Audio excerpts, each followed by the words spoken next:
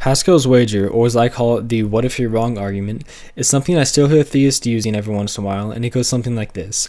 We can't or don't know what will happen to us after we die, but there are these two possibilities. Either their religion is correct, or nothing happens.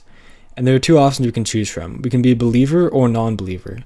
Looking in the non-believer column, after we die, we go to hell or nothing happens. Now, depending how everything works out in the believer column, we go to heaven or nothing happens. So they say that the best choice we can make is to choose to be a believer. There are two different assumptions I want to look at here. The first is that these are the only two possibilities, which simply isn't true.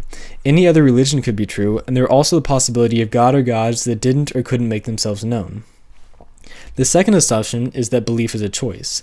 Now, to be fair, some people try to get around this by saying that you should still devote yourself to a religion to try to gain belief in it through that way, and it's not something you can just flip on and off.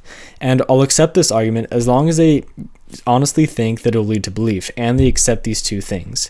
That they believe in a God who would punish someone who didn't honestly think that it would lead to belief, and that their God would punish someone who wouldn't do something simply based on a scare tactic. There's an important premise in this argument to look at, and that is that we don't know what happens after we die, which means that we're not allowed to get rid of any other possibilities based on religious preference. And since other possibilities were presented, that means that accepting this premise means denying the conclusion. I know there are a lot of videos out there about Pascal's wager, but I want to make one that was concise and effective, and I hope that's how it was viewed. But if you guys have any questions, you can send me a message about it, or if there's anything specific that you'd like to see that's pretty much related to religion at all. But if it's going to be specific to one religion, I prefer Christianity because that's the religion I know the most about, and I don't mind helping you guys out with arguments.